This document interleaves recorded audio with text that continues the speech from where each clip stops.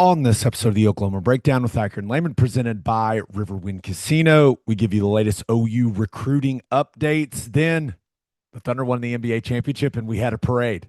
And of course, we give you our winners and losers of the week. Please download and subscribe to the podcast. Rate it 5 stars and write us a good review. Follow the show on Twitter, Instagram, TikTok, Facebook, and YouTube. Just search Oklahoma Breakdown on any of those and you'll find us. All right, our man Michael Hosty will kick this thing off. It's time for the Oklahoma Breakdown.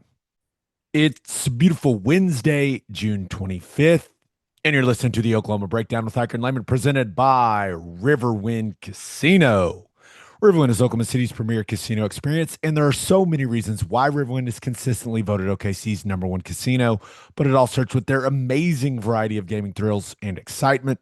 Riverwind's beautiful award-winning environment plays host to more than 2,800 of the latest electronic games with a huge selection of table games, including blackjack, match roulette, and Teddy's favorite, craps. No matter what your game, Riverwind has it in spades and hearts. And to learn more about their gaming promotions and entertainment options, all you got to do is visit riverwind.com. Riverwind Casino, good times, great rewards, and Tuesday was a banner day for the Ikard family, bud. Whoa. Sounds like you got it in pretty good yesterday. Too many OKC chants. Too many. Now, I regret nothing, Ted. I regret nothing. Now, just right place, right time.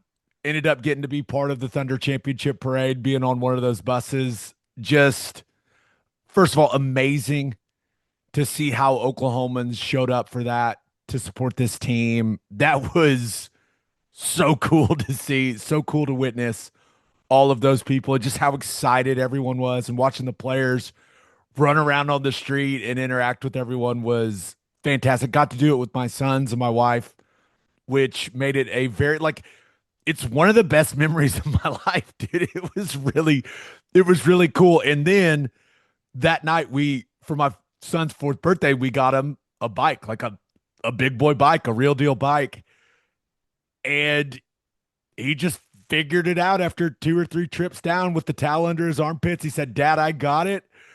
And he just started riding this bike up and down the street by our house that we took him to. So it was just a remarkable Tuesday, Ted. A remarkable Tuesday. Yeah, that is awesome.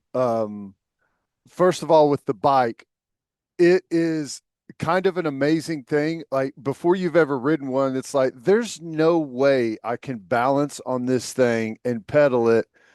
But once you get on there and send it, it's strange how natural it is. But it's so cool to see a kid take off for the first time. And I got it.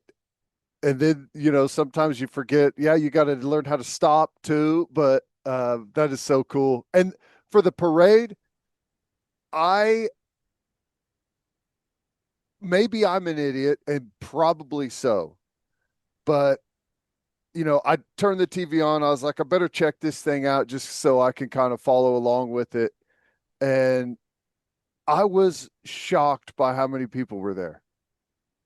Probably dumb of me, but I was really impressed. And about 5 minutes of watching, I was like, damn it, I should have been there. There were, I don't even know. You see some of the estimates like 500,000, 600,000. I don't know. Don't know. I Yeah, don't it's know hard. if we'll ever know, but I know this. It was amazing. And Yeah. we're talking a lot about Thunder Parade. We'll get to that in Football Guys Talking Basketball. We have to stay focused on the OU Okay. football stuff. That is the main reason people listen to this podcast. They want to hear what we have to say about these recruits that have committed. That's right. Ted, clearly whatever you said at the Champion Barbecue worked, because Beau Jandreau, he commits 6'1", 215-pound linebacker out of Chandler, Arizona. They beat Texas and Oregon for this guy, so that's a big recruiting win. And all I can say is this dude is a seek and destroy linebacker. His film He's is impressive. he's really good. He's really good. And I've talked to the coaching staff about him. I've talked to some of the scouting department, and I've also talked to other coaches around the country that were recruiting him. And I talked to another coach. Coach Brian Odom was at Washington, and they were recruiting him pretty hard. He said he's one of maybe the most prepared to play high school linebackers he's ever seen in his life. The way he practices, the way he prepares, just their mindset. The both brothers, they are fully into it. They're he's really good. I think he's at least on 247 was listed as a 3-star. He ain't a 3-star. And you mentioned Oregon and Texas. They were not throwing 3-star money at Beau Jandreau. Let me just tell you right now, it was a very, very, very competitive market for him. And I think it's a fantastic pickup. He, as I watched his highlight tape, and I know it's a highlight tape, but it reminded me of, remember early in the season when you said like you wanted to see guys on defense running to the football like with a controlled panic of, if I do not go make this tackle, something terrible is going to happen. Yeah. Yep. That's how he plays. He looks desperate in the best way Mm-hmm. to get to the ball and to get the guy on the ground. And but somehow he plays with this controlled panic and also appears to come to balance every time he arrives at the ball. I don't know, man. It's really interesting to watch because he's got such speed, and then somehow when he gets to where he needs to go, he gets himself under control. Does that make sense? Yeah. No. Yeah. And that's what everyone is striving for, to be able to find that balance. And physically, um, you know, listed as you said, like at 215, it is a put together 215. He is jacked, in great physical condition, strong, fast. And, I don't know how much he'll end up weighing at Oklahoma. I mean, I think he's a guy that you're probably that 230 number, between 230, 235. I don't think he's going to be a massive guy, but I actually think that's the perfect size. And he's got a good, like, he's able to play low and move well with a good pad level. So I think it's a great pickup. And like I said, it was very competitive out there for him. So don't get fooled by the stars next to his name right now. That's going to change in short order, I would imagine. Were you able to talk to him at the Yeah, Champion Barbecue at all? I talked with the two brothers and their family and Coach Venables and Coach Dryling, for 15, 20 minutes. So it was a good conversation. Like I said, I think it's a really good family. I think the two brothers are, you hear this a lot, but I think they are about the right things, and I think they kind of fit the makeup of what this football team's looking for. And once again, it's a highlight tape, but he does appear to see plays develop. He appears like he's a guy that prepares the right way. There's several clips on his highlight tape, whether it's the other team running a counter or even his own play. It seems like he knows where the play is going.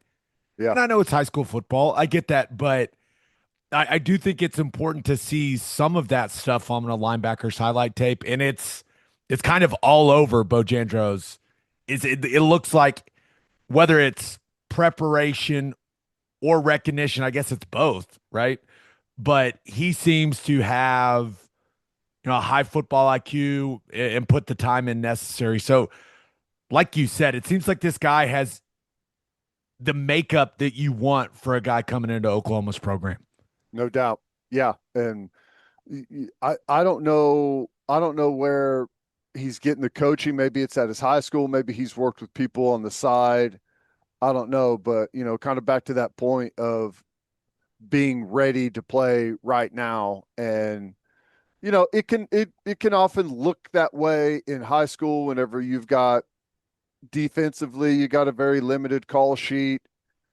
Offense, it's fairly straightforward. I mean, it's probably, with the right coaching and preparation, it's probably really easy to get ahead of the game, and there'll be a learning curve for sure. But whenever you just combine all of those, how physically put together. I mean, 215, he is a different looking 215 than a lot of guys where you say they're going to come and put a lot of weight on. He is in fantastic shape. So, yeah, I mean, physically, I think he's ready. Mentally, like I said, there'll be a learning curve and it probably feel overwhelmed at points, but he's one of those guys where you look at what he's done so far in high school and just kind of what the evaluators have said that, some guys you're a little worried about how quickly will they be able to pick it up, or physically will they be ready in a year and 2 years. He it seems like a consensus that he's one of those guys that's going to be ready early. Not saying he'll be a starter right out of the gate, but he may be a guy pretty quickly that is in the rotation, getting reps in practice, and on like a quicker pace of development to be able to get in the game quick. So I don't know. I was really happy about it. There are also some good clips of him covering guys all the way down the field as well, which is something you always love to see from a backer. But anytime you bring a backer in and Brent Venables is the head coach, clearly you're going, oh, well, yeah, Venables has a lot to say there. But I got to spend just a little time with Nate Dreiling at the barbecue a couple weekends ago. That dude is awesome. Yeah. I think there's going to be all kinds of guys that want to come play for him. He just got an energy about him, Ted. He's a fun guy to be around. Yeah, he is. I mean, I think he's young enough to where, there's no barrier there with the players. Sometimes you can, I think he's a guy that can easily connect with recruits and the guys in his room. Obviously has a great background. He's on an accelerated pace himself as a coach. He's climbing the ladder really quickly. He's got a great background in it. His dad coached forever. He's what was he, like a 3 or 4 time All-American, won national championship at the D2 level. He's been around the game for a long time, understands it. And, just from the limited amount I've seen with him interacting with the players and everything, it seems like there's a lot of guys that are drawn to him. Now there's a Beau Bowe and a Beau Beau in the same recruiting class. Hmm. I wonder how they'll handle that. Yeah, I mean, they'll probably handle it fine. I'm more worried about Because you me. because you can't call him Jandreau Right. because he's got a brother. You can't just yell the last name out. You got to figure something out. That's not a problem for us to solve. We'll figure that out. Or we'll let the locker room usually figures out the way to shorten things down pretty quickly. I I thought it was going to be incredibly strange if one of the brothers went to Texas and one of them went to Oklahoma. Yeah, that's an interesting dynamic.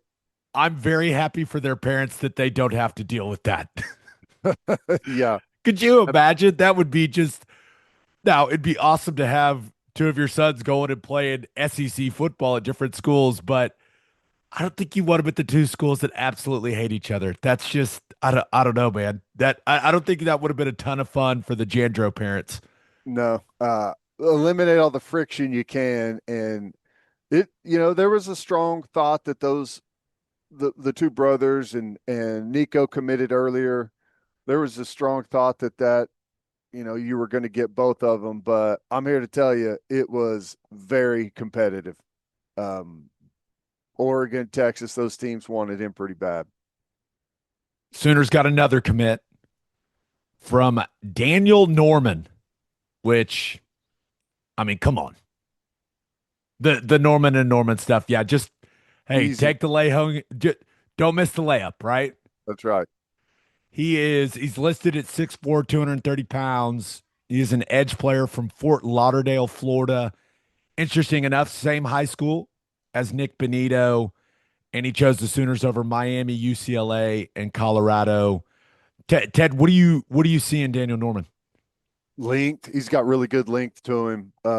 You mentioned the 6'4", and feel like it's probably a legit 6'4", and he's so talking about Beau Jandreau, we're like a kid that is incredibly physically put together, where you feel like, dang, he's kind of ready to play right now.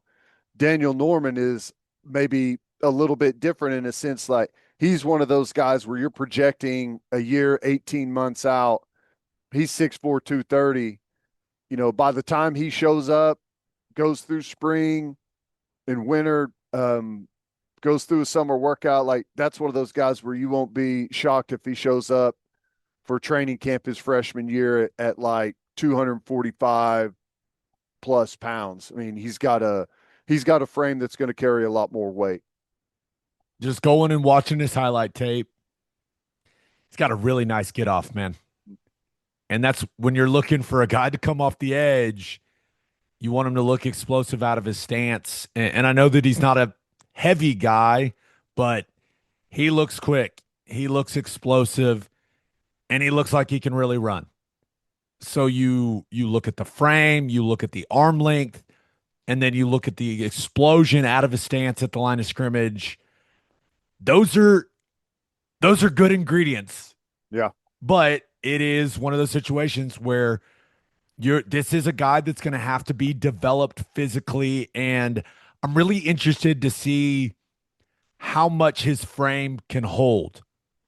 That's something you get a guy into the program, you do these different scans, they kind of figure it out from there. Like this is not they don't just start adding weight onto a guy. Like there's usually a scientific reason that they're doing some things, and OU's got a lot of those resources at their disposal, and they use them. So I'm interested in what their vision is for Daniel Norman, because does he end up being like a hand down 260-pound guy, or does he play in that like 240, 245-pound range, and he's a guy you can stand up and move around because of how well he moves? I don't know. I'm really interested to see what his role looks like down the line. Yeah, and there's probably going to be a bit of a learning curve there for the staff and for him. Just some guys are a little bit more natural with the stand up stance and can see a little bit better, and can get to their pass rush moves a little bit better. Are comfortable playing some of the dropping into coverage a little bit more, playing some underneath stuff. And that's one of the things that I do like about him is, even though he is 6'4" and got all that length, he looks pretty fluid. So it wouldn't shock me if he was a guy that was able to be a big stand-up edge guy, but time will tell. The only other recruiting thing is Steve Wiltfong has logged an expert prediction for OU to land Jake Cruel. We'll talk about it more once, if, when, I don't know what word to use there. If that happens, then clearly we'll talk a lot about it. But every video I see of this kid, he just looks like one of the more natural pass rushers I've ever seen coming out of high school. So that would be rather significant for Miguel Chavis and for Brent Venables to land one of the top edge players in the class. That would make me happy. It kind of feels like every class, recruiting class, that there is a guy that Brent Venables says, like, this is the one, this is the guy that we need, this is the guy we have to have, and that's Jake Cruel. I had a chance to talk with Coach Venables quite a bit about him. Really, really, really likes him a lot. And another guy that, like you said, natural, looks like he's been coached really well, great movement patterns. He's another guy that looks like if you're able to land him, he may be one of those that you're trying to get in the mix right away. I saw a video of him at some camp where he wins like one-on-one pass rush reps, and then he does a backflip each time. Backflip, yeah. Seems like a little much, but also very cool. Yeah, I guess, showcase the athleticism when you get an opportunity. I I think at this point everyone's trying to get him. I don't think he needs to backflip anymore. I think people know, Right. right? Everyone's got it. Everyone's Noted. got it. Cool. You're good. No more backflips. Unnecessary. Just keep rushing the passer. His film is fun to watch. So we'll Yeah. see. But Steve Wiltfong's prediction is that he's going to be an Oklahoma Sooner. That would make a lot of people around here Be and a big lot of time. Sooner fans very happy. You ready to talk about the parade in Game 7 Yeah. and all of Let's it? go. World champs, baby! But first, taking a road trip this summer? Remember to stop at Love's Travel Stops. You can't miss the heart of the highway, and with the Love's app, you can save big all summer long. You can save 10 cents per gallon on gas and up to 25 cents per gallon on auto diesel. Save with the Love's app this summer and be welcomed by clean places and friendly faces. Certain conditions may apply. See loves.com for details. Summer is here, and there's no better way to fire up your cookouts than with Didier Ranch's steak burgers made from 100% premium cuts of steak. These burgers are the real deal, juicy, flavorful, and packed with that rich, beefy taste that you love. Plus, they're shipped right to your door, so you can spend more time doing what you love and less time shopping. Head over to DidierRanch.com now and use code SOONER for a special discount on your first order. Get ready to taste the best burgers you've ever had.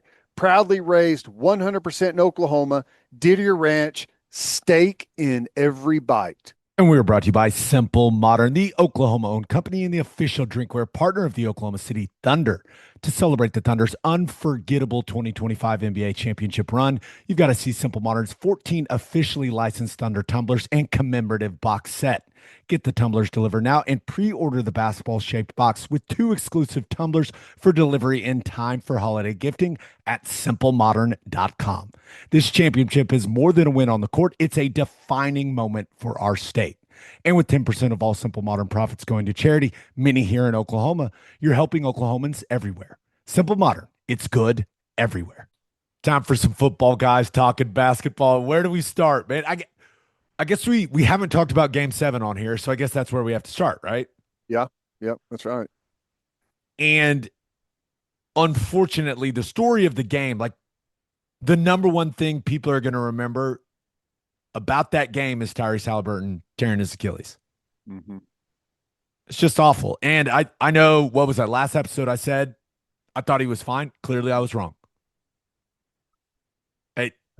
I I hated seeing that so much, man. And they didn't show the replay in the arena, but I kind of saw it all unfold and I saw his reaction and I turned to my wife. I said, he tore his Achilles. She was like, Yep. what? I said, yeah, no doubt. And then finally, a couple minutes down the line, was able to see the replay on Twitter. It it's as brutal of an injury and honestly as dramatic of an injury as I can recall on the biggest stage of a sport. Yeah. Game 7 of the NBA Finals, he comes out on fire. What, Hitting 3 or 4 from 3? 3 of 4 from 3, hitting them from deep, talking noise, and then to see him kind of crumble to the floor like that, and he instantly knew what happened. It just sucked, man. No one wanted that. No. Thunder didn't want it. Clearly, the Pacers didn't want it.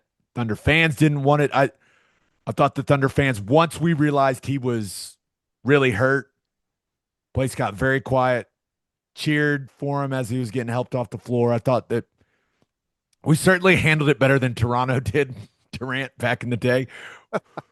But it just created this really weird energy in the building, among the players, among the fans. I don't know. The rest of the first half, it was just, I don't know. It was just this strange energy. The fans were still in it, making noise, but you could tell everyone was just like, "Oh, that sucks. Like this isn't what we wanted."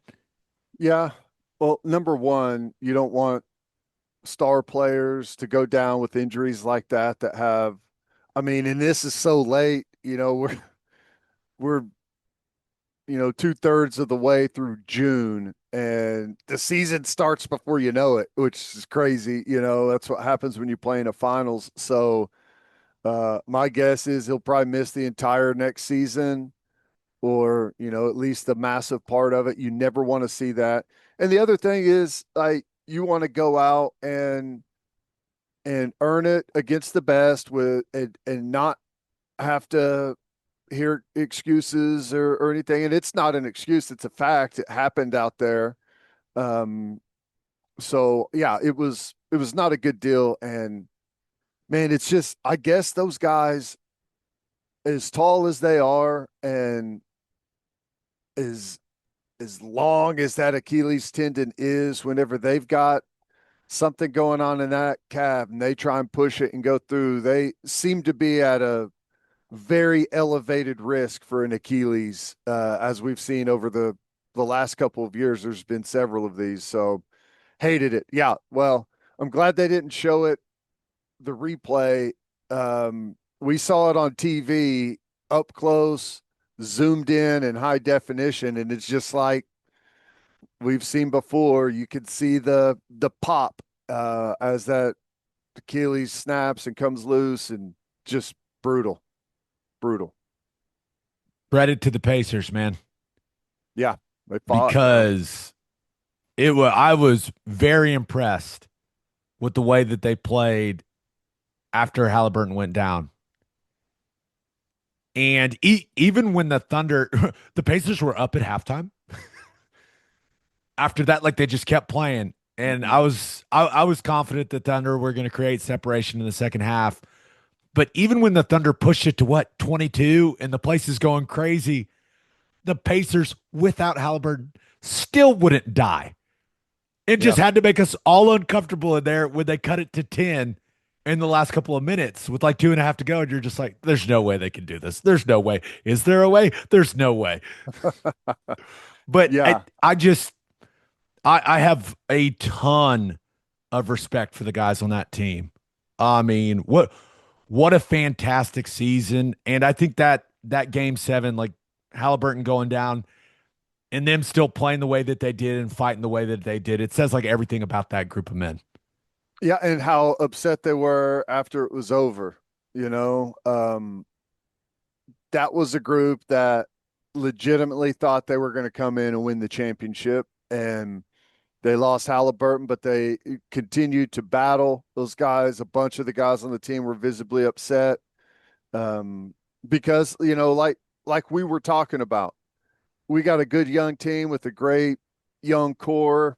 Feels like they're going to be really good for a long time. But when you've got the opportunity to win one, you got to do it, because you never know if you're going to be able to make it back again. It felt like in in 2012, like that we were going to be right there battling and just couldn't get back. It's that difficult. So yeah, they performed well, and it was nervous. Like I didn't even feel great when they pulled the starters. I was like, hopefully that's not a shot, a possession too early. But it was awesome. You had to give those guys their moment. That was really cool. It was amazing. Did I cry? Of course I cried. What what are you even talking about? But I I think the Thunder's ability to overcome just how poorly they shot the ball in the finals, it just speaks to that defense, man. I wore a shirt to game 7 that says defense wins championships. And their defense once again was the reason that they won that game. And it's the reason that they won the championship, because they were 11 of 40 from 3 in game 7. Like, they didn't shoot it well. They missed 9 free throws, but they forced 23 Indiana turnovers and they scored 32 points off of those. That's huge. Yeah. Defense wins championships, Ted. It's Yep. still a fact. That's right. And I don't know how you feel, but I guess part of me is really excited because they won the championship, and other than a handful of games in the playoffs, it kind of felt like they didn't ever really have their best stuff, you know, and they were still able to go out and get wins when they had to, and they could put together some stretches and some runs where they had some great basketball. But I guess the point of that is not to take anything away from what they've done, but I I don't think this team is done improving, I guess is how I feel about it. And now that they've got that experience, they're over the hump in the playoffs, that maybe they're a little bit more comfortable in the future. I don't know, but I think they still got some meat on the bone. I I talked to some of the people in the Thunder front office after we got off the buses. We went into this area in the convention center, and the sense was now that we've got this first one, these guys, these young guys, they won't be as nervous in the playoffs. Like once you have one under your belt, they'll be able to play a little freer. And they're like, we're expecting these guys to play a lot better in the playoffs moving forward because they don't have the pressure of you gotta get that first one. They got the first one. Yep. It's you've accomplished that. So now that pressure to be the first Thunder team to deliver a championship to Oklahoma City and to the state of Oklahoma, like that pressure's gone. You did it. And they were basically like, the way that these guys are, we think they're going to play much better in the playoffs moving forward. I was like, that is a scary thought for the rest of the NBA. No, I totally agree. What is uh we got a great young nucleus. We've got the right sprinkled in role players. There's some great youth. What part of this team, what's going to be the most difficult part to keep together in your mind? Everyone's under contract Yeah. I for next guess I'm season. looking extended future, but It um it all comes down to being able to pick and choose your times when you're going to dip into the luxury tax. yeah. And there's just no doubt in my mind that this ownership group is prepared and has been preparing to do that when the time comes. But it's balancing all of that with Chet, with J Dub, and of course with Shea. And I don't know how all of that's going to work out, but like there's no doubt they're going to want to keep that core of guys together. It's just a matter of doing making smart financial decisions. And this isn't something that only the Thunder are having to deal with. It. Every team in the league Yeah. is dealing with it. And this is even though Chet broke his hip and missed a huge amount of time, the Thunder were healthy in the playoffs. Healthy-ish. As healthy as anyone's going to be that deep in such a long season. So that's the thing that when I look at this group, I go, as long as they don't have horrible injuries, like I'm expecting Western Conference Finals and NBA Finals for the foreseeable future. Yeah. Which, that's to me, I saw a headline of an article that this championship is needs to have an asterisk next to it, and I think it's so stupid, and I don't care, and no one around here cares, but like that's part of the battle. It's not just who can put the ball through the hoop. I mean, it is, but who can weather the storm and stay healthy and keep their guys rested, and I that's one of the hardest battles of a championship, and it's not unique to this year. You can go and look every year and see critical injuries throughout the season, throughout the playoffs, and in every sport. It's a part of the game and one of the most difficult parts to navigate. I mean, plain and simple, the team that stays the healthiest is going to put themselves. I mean, granted that you are competitive and can go out there and do it on the field, like staying healthy is a major factor and decides championships every year in every sport. Just a reminder, a guy that I think everyone had as a top 5 pick in last year's draft until he blew his knee out, is going to be ready to go in Topic. The Thunder also have 15 and 24, and the NBA draft is tonight. Right. So they've got 15 and 24, and we'll see what they do. And I think they have 44 also.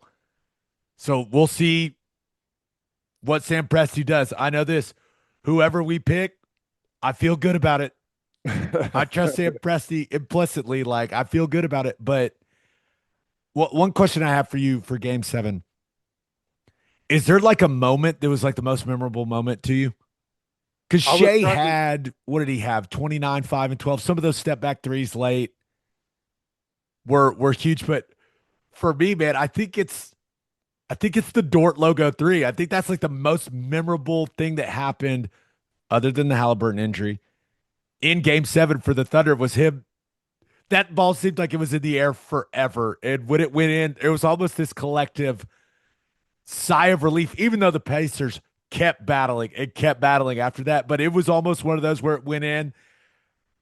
And I don't know. I just looked around and it's like, there's no way he hits that. We don't win this game, right? That shot was crazy. He put some loft on his 3 already, but that one, I think it went as high as it did far. And whenever someone shoots a 3 like that, and you've got time to think to yourself, wow, that would be crazy if this one goes in, and you think about it and you watch and he splashes it perfect. That to me is easily the most memorable play of the game. Maybe the most memorable thing is them needing Caruso to teach him to pop champagne. Those videos are so good. Great. That was great. The only other things from the game, like J-Dub and Chet, were not good in the first half, and then they were really good in the second half. Chet, I thought what Chet did on the defensive end was huge. Hartenstein's kid falling asleep on the stage during the trophy ceremony. That was an all-time moment for that fan. I can only imagine the pictures that are going to come out of that for them. Those are going to be incredible for the rest of his life. Like, I know he wanted his son to be a part of the moment, but the fact that the kid, like, just the on-off switch just got switched to off. Everyone that's had kids knows how that goes, and that was such a funny moment. Yeah, it was cool, and I thought it was awesome that he had him up there, and yeah, the celebration that was a lot of fun, man. Just I typically am I don't hang around for the celebration for the big games, the championships, but I watched a lot of that. That was can't miss TV. That was some great stuff. Clay Bennett with an all-time performance on stage. Yep. Get the trophy. Raise the trophy as you're handing it to the players. Once they have firm control of it, sneak off the stage without saying a single word. Yep. Yep. Just an all-time ownership performance. And there are a lot of owners all over professional sports that could learn a lot from Clay Bennett. Hire great people, stay out of their way. Mm-hmm. Don't micromanage things. Let the people you hired, these experts that you hired, do their thing. And I thought a perfect example of how Clay goes about operating the Thunder was what he did with the trophy presentation. Yeah. Just, hey, it's about these guys. It's not about me. I know I have to be up here. I'm going to raise this thing. I'm going to get out of here. Hopefully no one notices. Yeah. No, that was great. And I thought, as they're passing the mic around and doing interviews and stuff, I thought it was, you never know for sure, but one of they're easy team to root for because you feel like they are sincere. They root for one another. I loved what Dagnall said. I thought his little opportunity with the microphone was excellent. And I don't know, it's exciting because the first one is always super special, but you've also got that feeling like, hey man, they could put together a nice little run here of a couple of years if they can keep all these pieces together. Parade was awesome. It was awesome. I mean, I just did we ever think we were going to have something like that in Oklahoma City? Um, we started talking about it dangerously early, but I, you know what the first thing I thought is I'm surprised, and maybe people do it and it's just not covered, but I'm surprised that you don't see that with like college football national champions and Oh, you know buddy, what I'm if saying? I'm going to say when, not if, I'm going to say when Oklahoma wins another national championship, we're having a parade. Got to do it. We're doing it. I know it's going to be expensive. We'll find the funds because that was incredible. And I'm going to make sure there's a radio broadcast bus for us so that Plank can just go we're, like Stone Cold Steve Austin we're with going beers. mobile. Yeah, that I mean it was great. I mean just to kind of bathe in the aftermath and the championship. I thought it was incredible. Like I said, I was pleasantly surprised with how many people were there. It didn't take very long after I was watching the coverage. I was like, okay, it looks like everyone went to the parade. I wasn't sure what the turnout was going to be. I guess you just never know. And it may have been one of those things where as you're watching it, it's like if you live in Oklahoma City and you're close, it's like, okay, we got to go to that. We're getting out of here. Close the doors, shut the business down. We're going outside to celebrate. Aaron Wiggins' speech to kick the thing off at what they called like the opening ceremony inside the arena was as good of a championship parade speech as I've ever heard. It was awesome. The place was fired up. Like he had me standing up like, yeah, Wiggs, yeah, it was ridiculous. I mean, the presence on the mic from Wiggins was a pleasant surprise. I did not see that coming. You had some great you clicked every performance that you needed. You had that one. You had you had Chet trying to find his ground. Uh and Trying to then get his wits about him. yeah, What do you and say? then Let me lock in. Hold on. Let me hey, hey, lock hey, in. let me lock it. Wait. Maybe you want the mic? That was awesome. That was awesome. And then you had the at the end, that was it's just all great. It was great. To see the state, to see Oklahomans show up the way that they did for that is not surprising at all to me. I thought that and that's what makes this team special to me is we finally we have something that brings us all together. And that makes it so fun for me is that Oklahomans we finally have this team where we all can get behind them and be on the same page. It's not OU versus OSU. It's, hey, man, we're all Thunder fans.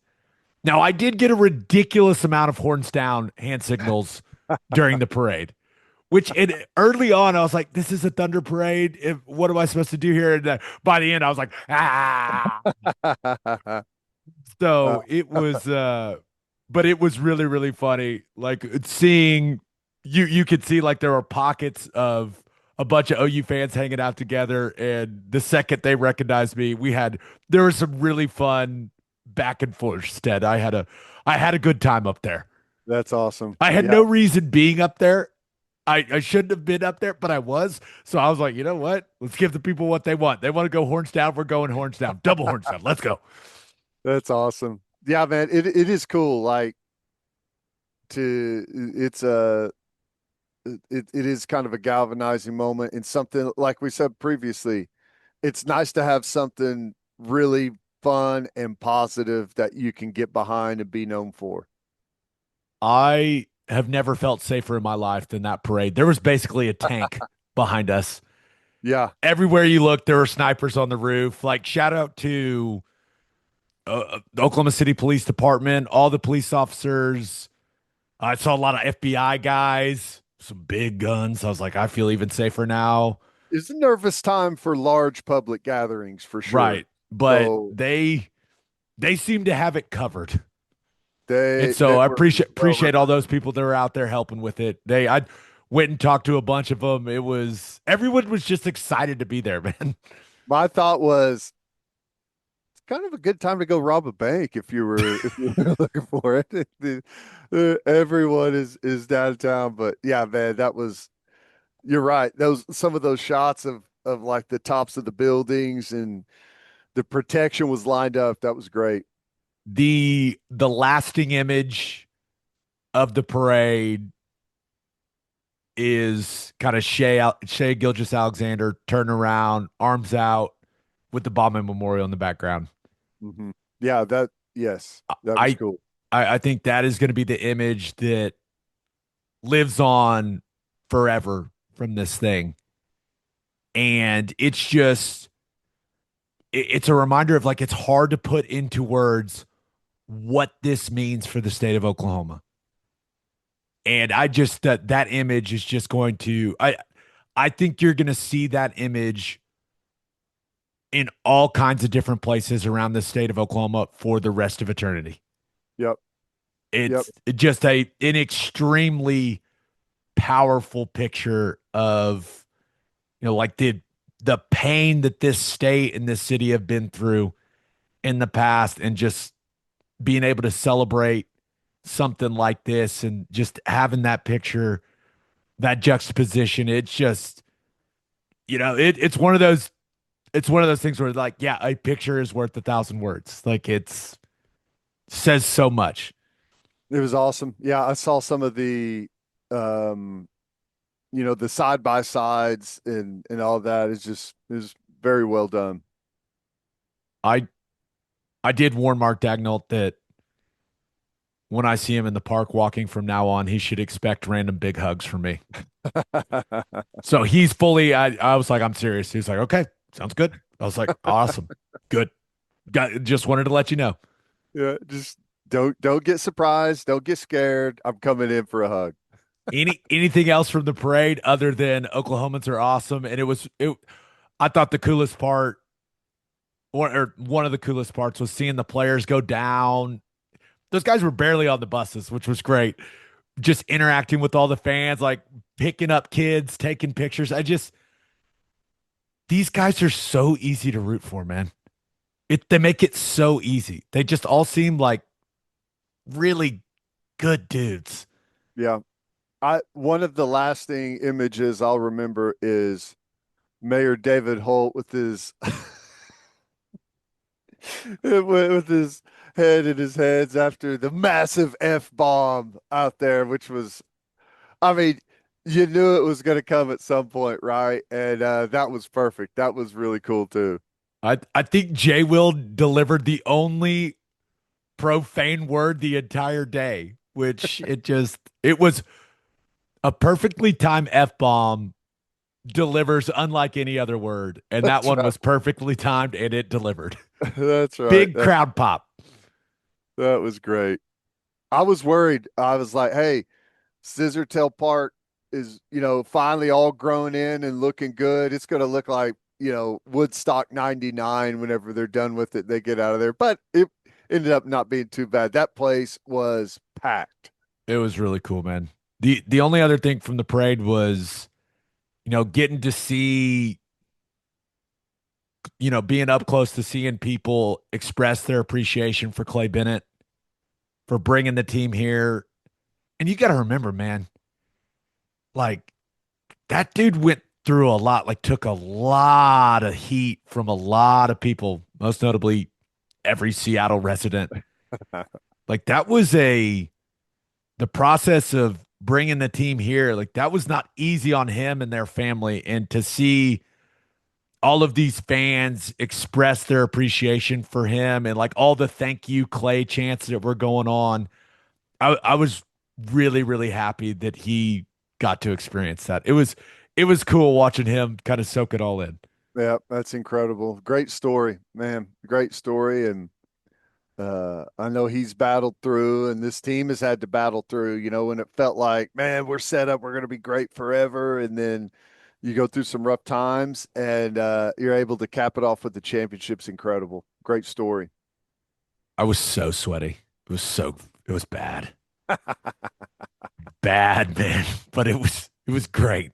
What an experience. It truly, I mean, my son just turned 4. I hope that he never forgets that.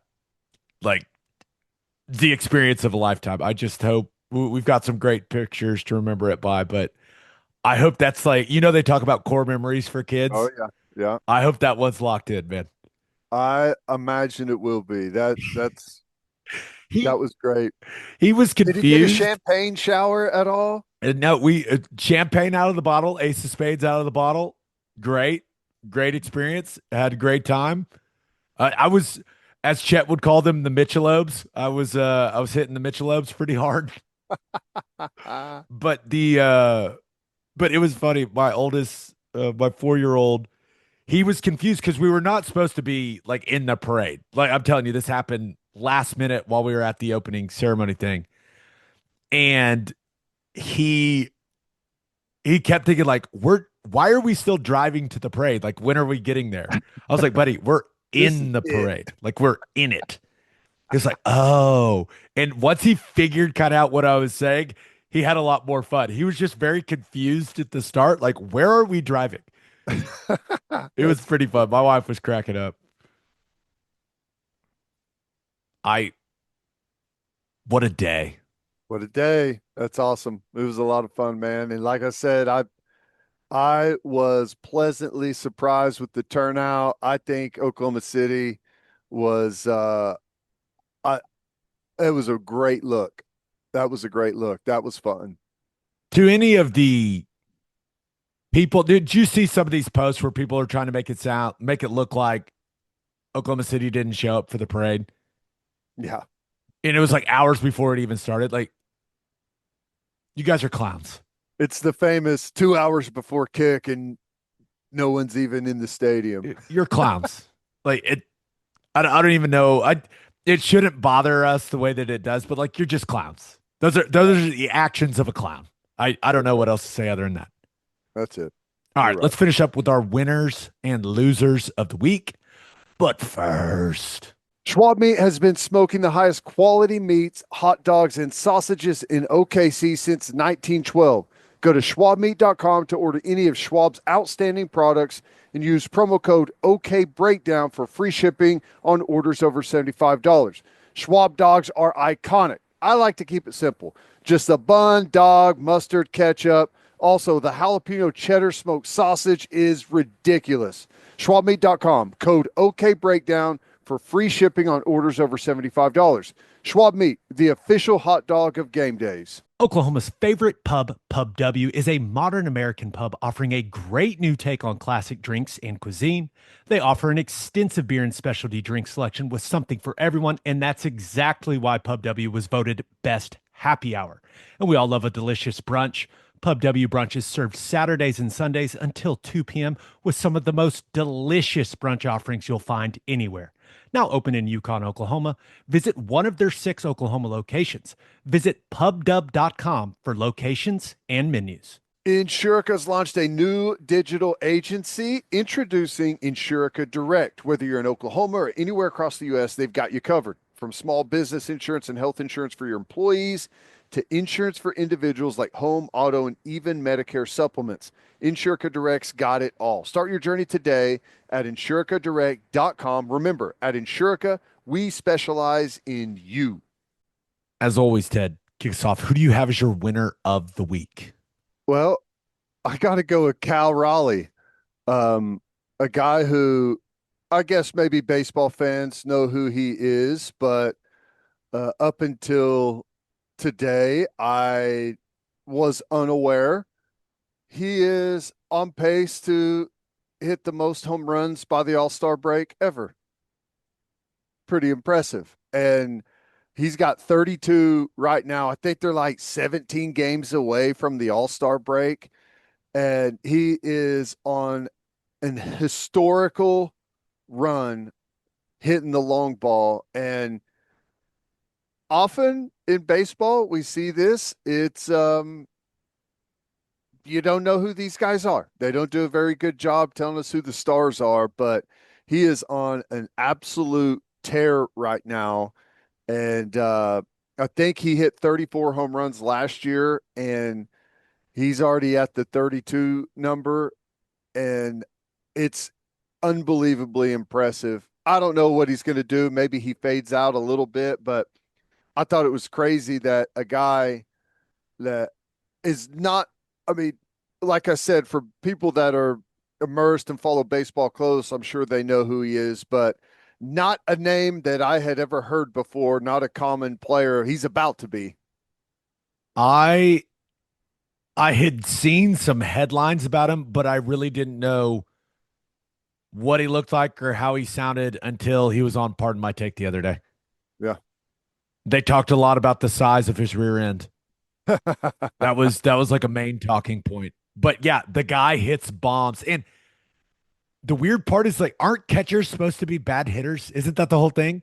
Well, it's tough. It's by far the most physically demanding position, and I think that typically through a long season that wears on some guys quite a bit, and it's hard to do. So, I mean, that's another special part of the story. It's rare to see a catcher hitting like he is right now, but he has got it going. I loved the Seattle Mariners when I was a kid because we didn't have a baseball team here, clearly. And I know a lot of people around here are Rangers fans, but I loved Ken Griffey Jr. so much. He was like the coolest player, the Oh, style and everything that he played with. He was amazing. wore 24 in baseball, the whole thing. Loved, Had the strut. loved, loved Ken Griffey Jr. And so, kept up with the Mariners pretty good. And so when I saw Cal Raleigh, I was like, oh yeah, the Mariners, that's awesome. It took me back to my childhood a little bit. Well, maybe that'll help them deal with the Thunder hoisting the trophy a little bit. You got a player that's leading the home run race and maybe does something historic this year. Who knows? I thought that was a pretty cool story, though. He can hit bombs, and his name sounds like one of the kind of like one of the drama or like artsy kids in your class. Like, oh yeah, I'm going to Cal Raleigh. Cal Raleigh. Like it's a liberal arts school. Like, yeah, oh yeah. Susie, she got into Cal Raleigh. Yeah, it's a big deal. That's funny. I hadn't thought of it that way. That it does sound exactly like that. The first time I heard his name, I was like, oh yeah, he's a liberal arts college for sure. Like, only you got to be really smart to get into Cal Raleigh. That's funny. And hits bombs. And Dropping bombs. as go go see for yourself. Strong lower half on Cal Raleigh. Probably, hey, power center's probably why he's hitting so many bombs. There you go. Whatever it is, it's working right now in a big way. Dude is on a tear. Yep. Who do you have as your loser of the week?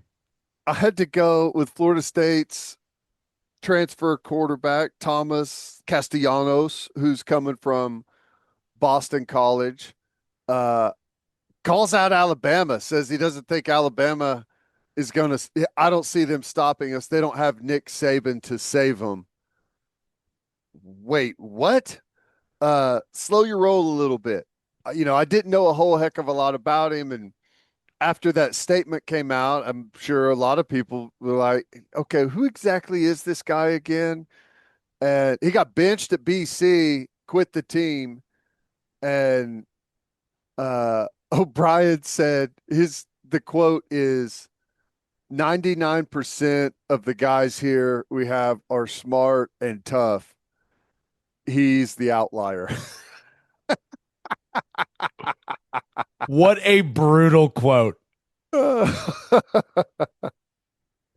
That's brutal.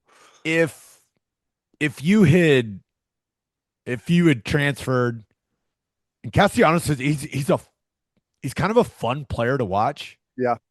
the mobility, what he can do. Like he is fun to watch, but if you just had trouble holding on to the job at Boston College, maybe don't talk noise to Alabama, you know? And especially with the season that Florida State's coming off of, Yeah. do you think the rest of the guys in the locker room are going, dude, what are you doing? Who are Why you? would you do that? Who are you to come in here and start throwing stuff around like that and whatever? Like, I sign me up for it. I like it. Give me the drama. Give me all the talk. I want the soap opera. I got no problem, but like there's just no reason to whip that hornet's nest up this early, and uh they're going to make you remember that. Now maybe they go out and beat them. I have no idea, but yeah, I just thought that was Didn't an incredibly odd thing to do. I didn't he like leave the team too Yes. at Boston College? Yes. So he wasn't any good and he's a quitter. Yes. And and now he's talking noise about Alabama. They can't be stopped, he says. I don't see him stopping us. And Nick Saban's not there to save him. What a line. Why why would you do this? If I was in that locker room, if I was one of those Florida State guys that has been there for a long time, I'd slap the hell out of him. I don't care if you're the quarterback. Like if there's an O lineman that's been like a 3 or 4 year starter, they should slap the hell out of this guy. I Say, would shut up until we play. Just shut up. Shut your mouth. You don't know anything about this place. Shut up. I imagine he got some strong pushback. I would just be like, hey, we already have to play Bama. They're going to be good enough. I don't need you getting these guys riled up, bud. You're coming up, what were they, like 4-8 in the ACC at BC? Like, just shut your mouth. You have nothing to say. Yeah, BC wasn't great. He got benched, and like it'd be one thing if you're stepping into the captain's seat of, a team that made the playoff, or like you're building up for an incredible year. Like Florida State's going through some stuff right now, so just again, I love it, but probably not a good move. I saw Lenora Sellers be like, no, Alabama's still Alabama. Smart guy. Yep. There's no reason to poke the bear, especially if you're Castellanos. Like, what are you doing, dude? I'm telling you, man, if I was on that team, I would be so upset. Like, you just came in, you've been here for like 2 weeks, bud. Shut up. The thing about it, I don't know what the intended result was, but if there's people like me, really all it did is have people go down the rabbit hole to see exactly, refresh the memory of who this guy exactly is. And it's like, oh, he quit at Boston College. Bill O'Brien had an interesting quote about him. And apparently they battled back and forth, and which is strange. Like in the NFL, when you've got, a little bit of cachet built up and you're a star quarterback, you can have some influence over what you guys are doing, but it's rare in college to see that happening, right? I know guys are starting to make some big money now. I don't know what Castellanos is getting from Florida State, but he ain't getting paid enough to say dumb stuff like this. I know that. You just know it. They're going to play Bama, and they're going to just it's going to be a bloodbath, dude. You just already know. It's almost already written. Or on the other side, he says this and goes out and balls out against Alabama, and then all of a sudden he's the man. That'd be kind of interesting. That's right. Now, I guess that could happen. I don't foresee that happening, but it could happen. They were 2-10 last year, 1-7 in the ACC, so they've got some ground to make up. And I hope you're ready. You got them right out of the gate, first game of the year. So be ready. They're going to be, I mean, there's no distraction for Alabama leading into this one. That quote is going to be front and center through the rest of summer, through training camp, plastered on the walls of the locker room. It's probably the last thing they see before they take the field before game time. Just what those creatures from Alabama needed, some more motivation. Little motivation. Great job, man. Disrespect. Awesome. Great job. All right, let's get to my winner and loser. But first, 3 things matter in banking: service, service, and service. And First Fidelity Bank's commitment to exceptional service is more than a promise, it's their foundation. FFB has been by your side for over a century, and they are honored to be a part of your journey.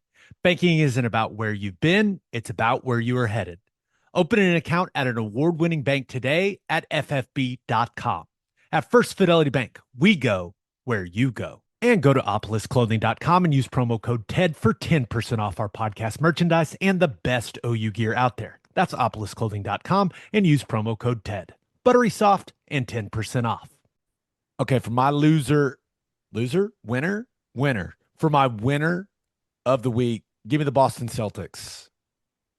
Once Jason Tatum tore his Achilles in the playoffs, the conversation started like, hey, what are they going to do? They've got to make some moves. There's a lot of second apron talk, repeater tax, all the punishment that come with that now in the new CBA and the NBA. And to Brad Stevens' credit, like they made some tough moves. They sent Kristaps Porzingis and his multiple health issues to Atlanta in a 3-team deal. They got George Niang and a future second out of that. Then they sent Drew Holiday to the Portland Trailblazers for Anthony Simons and 2 future seconds. I'm not entirely sure about like all the small details of all those transactions, but I did see that the total savings is somewhere in the $180 million range, according to Bobby Marks. Significant. Right? When you talk about taking away, taking Porzingis's contract and Holiday's contract and absorbing Niang's contract and Simon's contract, that ends up saving him $180 million because of all the luxury tax stuff and the CBA, second apron, and all that. So I don't know. Sometimes it feels like some decision makers are too late to make the tough decisions and they get the franchise in a bad position. Yeah. Brad Stevens was not afraid to make the tough decisions. And it could not have been easy because those are 2 guys that helped you win a title 2 years ago. And it does feel like they're my winner of the week because he made the tough decisions and it feels like it has helped the health of the franchise moving forward, especially knowing that Tatum's going to miss the entire season. Yep. It's an opportunity to start gearing up for their next move at a championship, and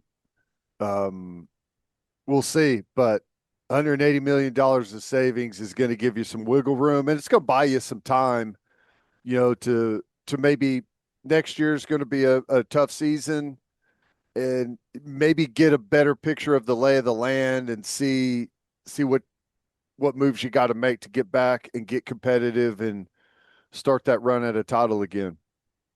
And I think they're still going to be decent in the 25-26 season because they keep Jaylen Brown, they keep Derek White.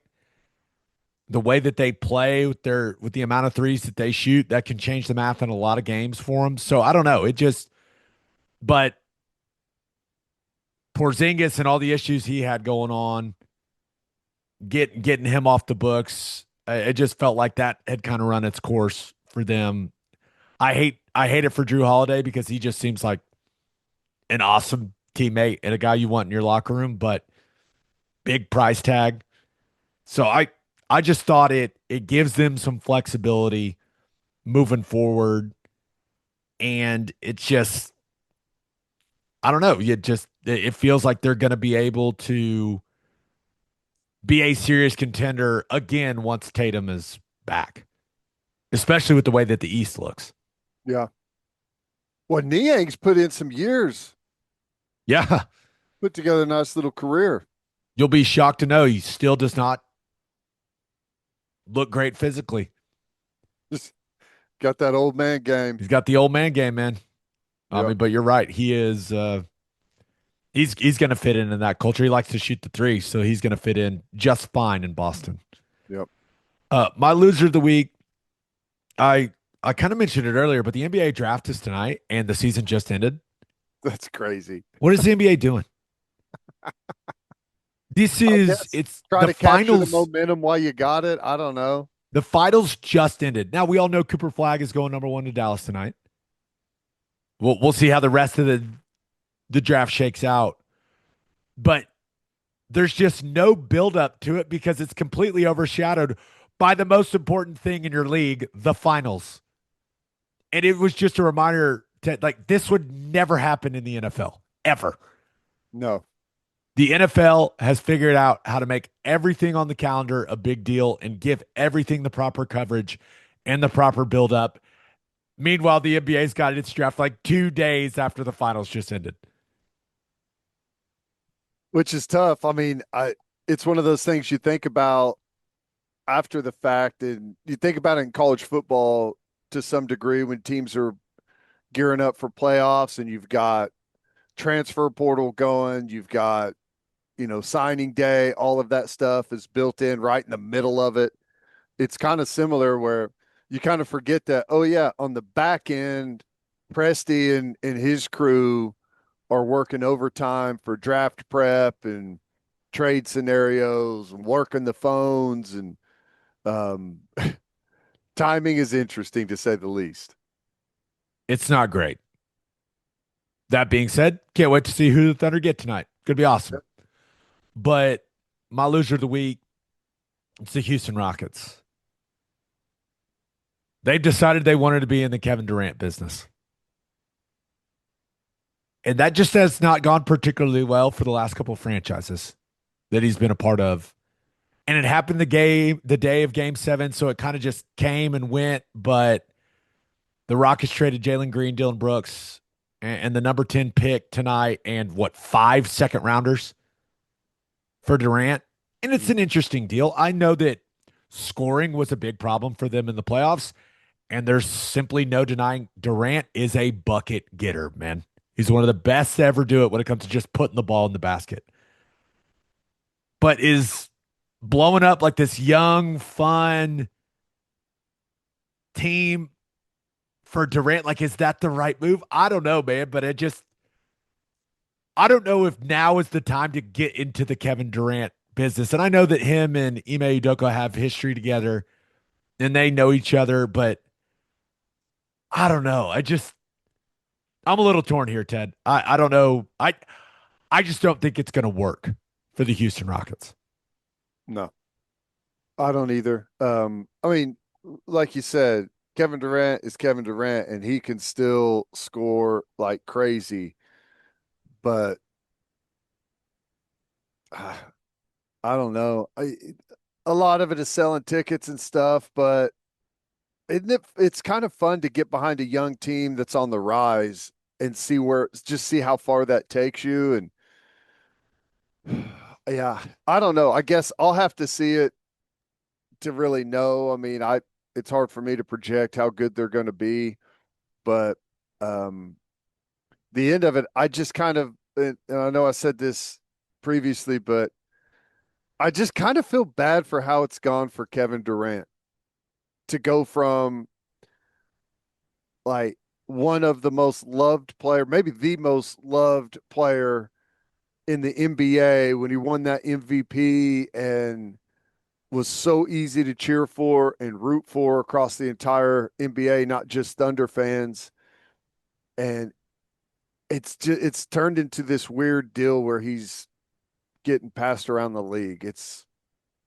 I don't know. Maybe it doesn't do anything to harm his legacy, but it's just weird. I don't even know, like, when someone mentions Jordan or or Bird or like any of like the famous, like your mind instantly, you picture them and you know what uniform they're in. And I still think of Kevin Durant in a Thunder uniform, but it's probably different for every person that's a fan of the NBA. And that's kind of sad, I guess. And I've said this before on here, it feels like the way his career has gone is like the worst version of how it could have gone. Yep. And I know that sounds strange because he's got multiple championships, finals MVP, like those are big time accomplishments, but he's one of the best 15 players ever. It doesn't really feel like he has a home. I don't know. It's really strange. Just kind of lost in the shuffle, you know? And the way this whole thing went down, he's like on the stage at that Fanatics Fest thing with like the boardroom logo behind him, and he's just sitting there. It was, I don't know, it was like theater. And I guess the NBA is an entertainment product after all, but I don't know. It just his career, it's one of the more interesting careers we've ever seen in professional sports, just with how it's gone. And there's been Hall of Fame players that have played for a lot of different teams. He's not the only one, but it seemed like everywhere he's been, he just ends up not being happy. Maybe that's what I want. I just want Kevin Durant to be happy. And maybe Houston's the place. I don't know. Or maybe a lot of Thunder fans are going, no, I want that guy to be miserable always. I don't know, but it's kind of what happens though whenever you go from a place where and I know what he played a year in Seattle, but you know that group they were building everything around him and like this is the future, this is the franchise, and then he's turned himself into you know a piece. He's a piece, and you teams will bring you in as an asset, and I don't know. It changes the whole feeling around what you mean to a city and a franchise. It's I don't know. It's strange. Rockets will be an interesting team. I think everyone thinks Ime Udoka is a heck of a coach. Mhm. Remember, they were the 2 seed in Yeah. the West.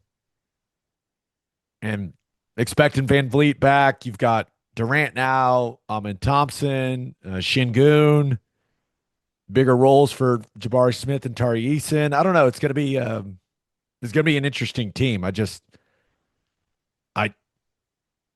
don't know. I just don't have a ton of faith in a Kevin Durant Rockets team for whatever reason. I'm not sure.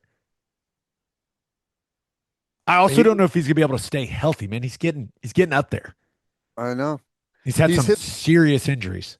the whole color spectrum: blue, yellow, black. Um, what would you classify the Suns as? Purple. Purple. Now it's red. So it's just weird, man, to see him in a different uniform all the time. It's crazy. Have you ever seen the popsicle picture of Shaq in all different jerseys? Now Durant's gonna have one of those for Right. sure. Yeah. I don't know. I guess he's back in Texas. For whatever reason, I don't think it's gonna go extremely well. And I think going all in on him at this stage of his career, I'm not sure that was the proper move for the Houston Rockets. This is kind of how I view it. Is Sam Presti wouldn't do that. No. So that's what I don't know. Maybe that's just a bad way of looking at things. We'll see. Good That's luck a good to thing. him. The games Good will be luck. played and we'll see. Yep. Birthday shout outs. You take it, Ted. Happy 18th birthday to Easton Davis. And we've got a late submission. Happy 35th birthday to Maggie Caps. There you go. Happy birthday, Maggie. Got that request like 5 minutes ago. So great timing, Sooner Phil. Good work. On that note, episode 540 in the books. We'll have a new podcast that'll drop on Sunday. Just a reminder, Please subscribe to our podcast wherever you listen to podcasts. And please subscribe to our YouTube channel. Make sure you check out our website, okbreakdown.com. Hope you all have a great rest of your week. Have an awesome weekend. Until next time, we appreciate y'all for listening. Do what you always do, Oklahoma. Take care of each other. Boom. World champs, baby.